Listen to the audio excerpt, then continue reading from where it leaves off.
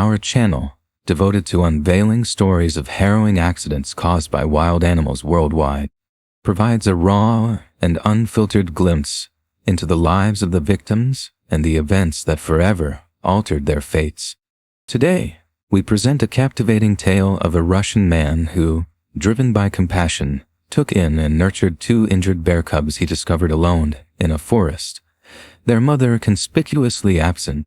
Let us delve into the poignant narrative of this man. The story unfolds in Ozersk, often referred to as City 40, a remarkable yet enigmatic city, nestled deep within the Chelyabinsk province of Russia. Ozersk is overshadowed by the Mayak plant, a notorious nuclear weapons production facility that loomed during the Cold War, shrouded in secrecy. The sensitive nature of its clandestine operations left Ozersk unmarked on public maps, with access granted only through special permissions, adding an air of mystery to its existence. Situated amidst picturesque hills, alongside a serene lake and dense forest, Ozersk offers a captivating natural landscape that starkly contrasts with its dark history. Yet, the area has borne the brunt of radioactive contamination due to the Mayak plant. The catastrophic disaster of 1957, heralded as one of the most significant radiation accidents in history, wreaked havoc on the environment, leaving lasting scars on Ozersk and the surrounding areas. Today, Ozersk remains a closed city, its gates tightly shut against outsiders, accessible only to residents and the employees of the Mayak plant. Information about daily life within its borders is sparse, but whispers reveal that the standard of living here is relatively higher than in many other parts of Russia. The city has witnessed the development of essential amenities, such as schools and hospitals, along with recreational facilities catering to physical activities and sports, an ironic juxtaposition against its perilous past. In this complex tapestry of fear, secrecy, and survival, the man's choice to protect the bear cubs becomes a poignant testament to the resilience of the human spirit against the dark shadows of history that loom over their world. Allow us to introduce Sergey Grioiyev, a 41-year-old resident of Ozersk, a man whose roots run deep within this enigmatic city. Sergey has lived here his entire life, embracing the shadows and secrets that envelop his home, with no desire to venture beyond its borders. He is a devoted husband and a proud father, known throughout the region not just for his family, but also for his esteemed reputation as a skilled hunter. On the outskirts of the city, Sergey tends to a sprawling garden, a sanctuary where he dedicates countless hours to nurturing wild animals, deer that gracefully traverse the ground, wolves that glide through the underbrush, and especially brown bears, which hold a special place in his heart. This tranquil garden becomes a focal point for his family, as they often gather there to celebrate weekends together, each gathering steeped in love and in laughter. However, on one fateful day, while embarked on a hunting expedition accompanied by his loyal canine companion, destiny led Grioiyev to a tragedy unfolding in the heart of the forest. Hidden near a tree lay 2 injured brown bear cubs, their wide, innocent eyes reflecting vulnerability and despair. Witnessing their pitiable state and the stark indication of their separation from their mother, an overwhelming surge of compassion gripped his heart. Grioiyev resolved to change their fate with tender determination. He brought the cubs home to his garden, intent on providing them with the care they desperately needed. He named them Vorchun and Grumbler, names that would echo with love and belonging. Unlike many who confine wild creatures to cages, displaying them as mere trophies for admiration, Grioiev's philosophy was rooted in kinship. He regarded Vorchun and Grumbler as companions, not prisoners, granting them the freedom to roam at will within the expansive embrace of his garden. In an extraordinary display of trust, the bears, far removed from the ferocity often associated with their kind, revealed no signs of aggression or hostility towards Grioiyev. Instead, their bond began to flourish, a fragile yet profound connection that defied the wild instincts inherent in their nature. The garden, once merely a sanctuary, transformed into a haven of unexpected friendships, where the line between man and beast blurred, enveloped by the warmth of mutual respect and love. As the years slipped by and the bears grew stronger and more imposing, an unexpected and troubling proposal landed in Grioiev's lap. The offer came from a notorious hunting dog training camp in the region, infamous for its brutal methods, including the use of live prey in their training exercises, an unsettling practice that now threatened the safety of one of his beloved bears, Grumble. Given Grioiev's long-standing association with the training camp, having trained his 3 hunting dogs within its confines, he felt cornered and, with a heavy heart, reluctantly agreed to relinquish Grumbler to their care. In the wake of Grumbler's departure, an irreplaceable void was left in Vorchun's life. It didn't take long for his once gentle disposition to spiral into chaos, a transformation driven by grief and loneliness. As days turned into weeks, Vorchun's temperament shifted dramatically. He became increasingly prone to aggressive outbursts, his protective instincts fueling a dangerous side that had lain dormant for so long. There were harrowing moments when Vorchun unleashed his fury on other animals within the garden, frantic skirmishes that sent ripples of concern through Grioiev's heart. But it was the night the darkness crept closer that would haunt him most. In a surge of primal turmoil, Vorchun turned his aggression towards Grioiev himself, unleashing a torrent of violence that left Grioiev scrambling for safety. He bore the marks of their encounter, numerous scratches peppering his arms, a grim testament to the raw power of an animal succumbing to grief. The injuries were not catastrophic, yet they struck deep into Grioiev's spirit, forcing him to confront a heart-wrenching decision. With reluctance weighing heavily upon him, Grioiev made the agonizing choice to confine Vorchun to a cage, an act that felt like a betrayal.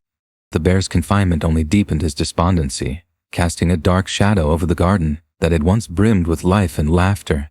Vorchun's sorrow seeped into every corner of their sanctuary, a poignant reminder of the bond that had been severed and the once harmonious balance that now lay fractured, leaving Grioiev wrestling with guilt and helplessness.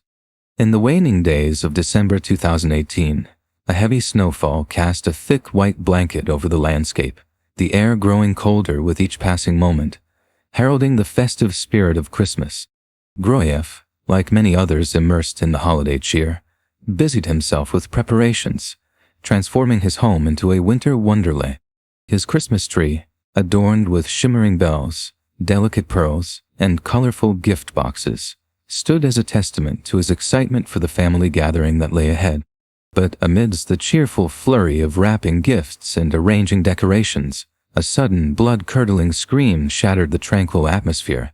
The heart-stopping cry belonged to his loyal hunting dog, wrenched from the comfort of the holiday hustle into a nightmare. Alarm surged through Grioievv, and he abandoned his tasks, sprinting outside to uncover the source of the chaos erupting in his backyard. What greeted him was a scene that plunged him into despair. His beloved dog lay motionless on the frosty ground, a victim of a brutal struggle with Vorchun.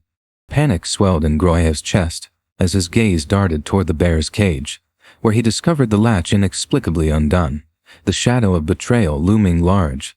Fear clutched at his heart as his thoughts raced for his wounded companion, propelling him instinctively to the dog's side. Having raised Vorchun from a cub, Grioievv had clung to a thread of misguided trust, believing that the bear would never turn against him. In a moment of panic-induced clarity, he reached not for his hunting rifle, but for a nearby stick, hoping it could serve as a barrier between his beloved dog and the chaos that unfurled. Yet, instead of demurring, Vorchun, triggered by an agitated state, perceived the stick as a direct challenge. With startling speed, the bear launched an unexpected charge, and Grioievv found himself caught off guard, unable to react in time. The weight of Vorchun crashed down upon him, pinning him to the cold ground, the raw chaos of instinctful survival igniting within the animal. Drawing upon his years of hunting experience and knowledge of animal behavior, Grioievv fought with all his strength, aiming his fingers toward Vorchun's eyes in a desperate attempt to incapacitate the furious creature. But his efforts were met with futility. In the throes of uncontrolled aggression, Vorchun retaliated with a ferocity that defied Grioiev's hopes, sinking his teeth into the flesh of his neck and head. The sharp agony tore through him as copious amounts of blood poured from his wounds, pooling beneath him, a gruesome testament to the brutal reality of his perilous situation. As Grioievv began to sink into the enveloping darkness of unconsciousness, Vorchun continued his relentless assault, dragging Grioievv to a secluded corner of the garden. His desperate cries for help pierced the cold air, echoing against the walls of a celebration that now felt impossibly distant, an anguished plea swallowed by the stillness of the winter night. Leaving behind the haunting specter of heartbreak and fear the following morning, a thick blanket of snow once again enveloped the ground, casting an eerie silence over the landscape. A concerned neighbor, adhering to his routine, arrived at Grioiev's house for their customary morning tea, his footsteps crunching softly against the fresh snow. Upon entering the yard and calling out for Grioiev, a creeping sense of unease settled in when no answer came. His gaze fell upon the half-wrapped presents, left abandoned on the porch, their festive colors now muted by the frosty air. Curiosity mingled with concern as the neighbor ventured deeper into the garden, each step filling him with an unsettling foreboding. His heart raced when his eyes landed on Grioiev's hunting dog, now a chilling figure, solid and unmoving in the snow, its once vibrant coat now dulled and marred by deep, cruel wounds. An icy dread coursed through him as he noticed a trail of frozen crimson leading him further into the garden, a horror he wished to deny tugging at the edges of his mind. The trail guided him reluctantly to a distressing sight that halted his breath, a brown bear standing ominously beside the remnants of what once had been a human form, now shrouded in tattered clothing, a haunting echo of life that once thrived. Overwhelmed by the gruesome tableau unfolding before him, the neighbor staggered back, heart pounding in his chest, terror gripping his every thought. Panic surged as he hastily retreated from the garden, the chilling reality of what he had witnessed compelling him to act. With trembling hands, he reached for his phone, promptly contacting the police and relaying the horrifying discovery. In that moment, the festive spirit of the season was extinguished, replaced by a dark cloud of tragedy that would forever alter the lives of Grioiev's family and the tight-knit community of Ozers.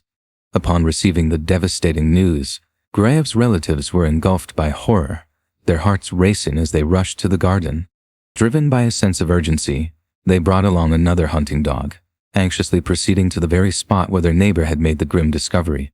As they approached, the enraged bear, its fury palpable, locked its furious gaze on them and charged with terrifying speed.